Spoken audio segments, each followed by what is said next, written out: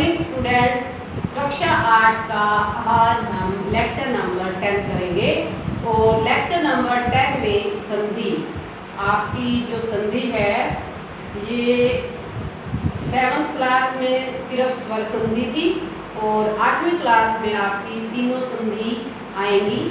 तो सबसे पहले संधि का अर्थ क्या होता है? संधि का अर्थ होता है मेल, ठीक है, मेल होना, मिलना। अब मिलना किस दृष्टि से? यदि हम व्याकरण की दृष्टि से देखें तो इसकी परिभाषा को हम पढ़ेंगे। परिभाषा क्या बताई है?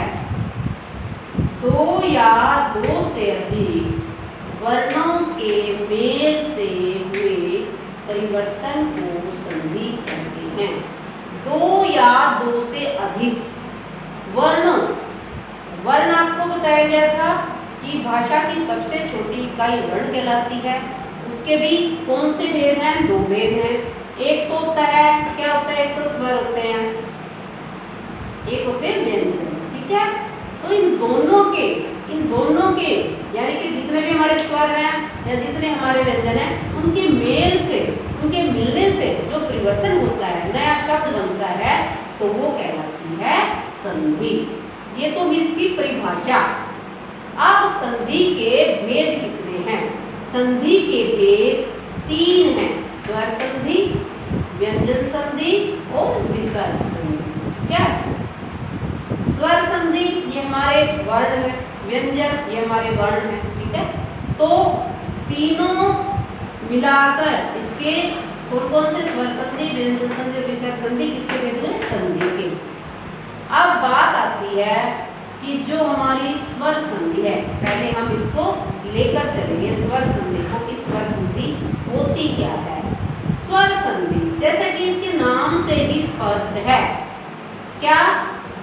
परस्पर दो स्वरों के मेल से होने वाला परिवर्तन स्वर संधि कहलाता है। परस्पर का अर्थ क्या होता है? आपस में। और क्या होने चाहिए? दो स्वर होने चाहिए।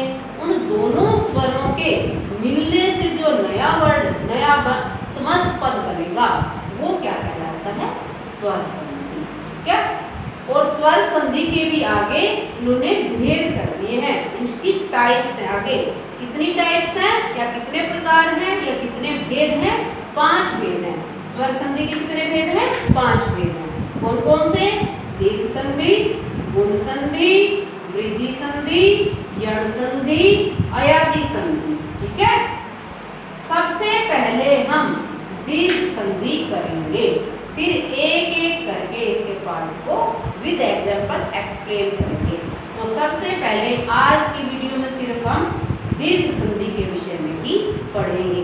लेकिन इस दीर्घ संधि को शुरू करने से पहले आपको पता होना चाहिए कि जब हम संधि करते हैं, संधि विच्छेद करते हैं, तो वो हमारे किन शब्दों में, कौन से वर्णों में, कहाँ पर होगा, कैसे विच्छेद होता है, कैसे समस्त पद बनता है। तो उसके लिए आपको मैंने एक एग्जाम्पल यहाँ लिख कर दिया है और इस एग्जाम्पल के द्वारा, इस उदाहरण के द्वारा मैं आपको समझाऊंगी कि संधि विच्छेद करते कहाँ हैं, कहाँ विच्छेद होता है, कहाँ पर समस्त पद बनता है। सबसे पहले ये देखिए, मैंने उदाहरण लिखा है विद्या प्लस आलय, विद्या प्लस आलय। अब देखिए, जो ये विद्या प्लस आलय है, हमें पता है विद्यालय वर्ड बनता है, लेकिन अब ये दो चीजों में डिवाइड हो गया है, एक तो विद्या में और एक आलय में, ठीक है।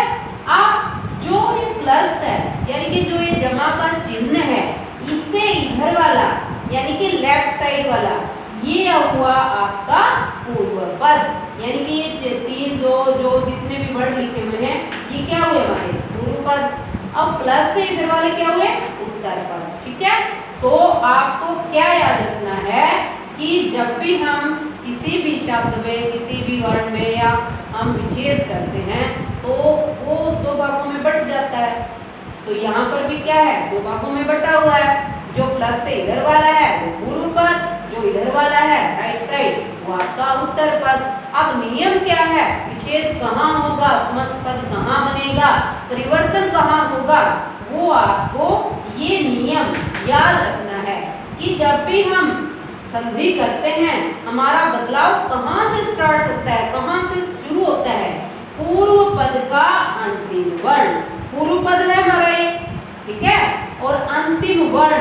अब अंतिम वर्ण आप ये मत सोचना कि हमारा अंतिम वर्ण द्या है, नहीं। द्या क्या है? द्या तो व्यंजन है, लेकिन इसमें स्वर भी तो मिला हुआ है, तो अंतिम वर्ण क्या हुआ हमारा? आ। तो क्या बताया? पूर्व पद का अंतिम वर्ण और उत्तर पद का प्रथम वर्ण। प्रथम वर्ण आ। अब आप इसको ये तो नहीं बोल सकते कि आ, हम इसको इकट्ठा नहीं लेंगे, क्योंकि हमारा जो स्वर है आ ही होता है, ठीक है। तो नियम क्या है कि जो हमारा प्लस से इधर वाला जो लास्ट वर्ड और प्लस से इधर वाला आपका फर्स्ट वर्ड, अगर आप पूर्व पद या अंतिम वर्ण में पजल हो जाते हैं तो आप याद रखिए, आपको याद रखना है ताकि आपकी संधि विच्छेद गलत ना हो, आपका जो भी वर्ड बने, नया शब्द बने, वो गलत ना हो, ठीक है। उसे आप भले ही किसी तरह याद रखो, लेकिन इनकी भी आपको नॉलेज होनी चाहिए कि पूर्व पद क्या होता है, उत्तर पद क्या होता है, ठीक है। तो नियम क्या है? पूर्व पद का अंतिम वर्ण, उत्तर पद का प्रथम वर्ण। इनके परिवर्तन, इनके मेल से, इनके मिलने से जो परिवर्तन होगा वहां पर संधि विच्छेद होता है, फिर हमारा समास पद बनता है, ठीक है। आप एक बार फिर मैं इसको खोल के समझा देती हूँ। यहाँ पर देखो मैंने लिखा विद्या प्लस आन्य, ठीक है। अब विद्या में क्या था? द्या में क्या था? आ था, और इधर क्या है? आ। अब इन दोनों के मिलने से आ बनता है, ये नियम है। लेकिन अभी हम सिर्फ क्या, फॉर एग्जाम्पल आपको समझा रहे हैं कि हुआ कैसे है, ठीक है। अब विद्या, क्योंकि इसमें कोई चेंज नहीं है, ये एज इट इज यूं का यूं उतारा जाएगा, ये भी ऐसे ही लिखा जाएगा, इसमें चेंज नहीं करोगे। क्यों? नियम क्या कहता है कि जो आपका पूर्व पद है ना, उसका लास्ट वर्ण ये रहा, ठीक है। अब दे भी आपका लास्ट नहीं है, क्या था? आ था ना, यहाँ आ लिखा हुआ है, इधर भी प्रथम में क्या था? आ, और इन दोनों को परिवर्तन जब हम मिलाएंगे तो आ ही बनता है। अब मैं ऐसे तो करूंगी नहीं कि दे को आ ऐसे आ लिख देंगे, नहीं, दे को आ की मात्रा, क्योंकि जो स्वर है उनकी मात्राएं भी होती हैं। तो विद्या, ये हमारा आ यहाँ से खत्म हो गया, ले और या बच गया, ले और या विद्यालय बन गया।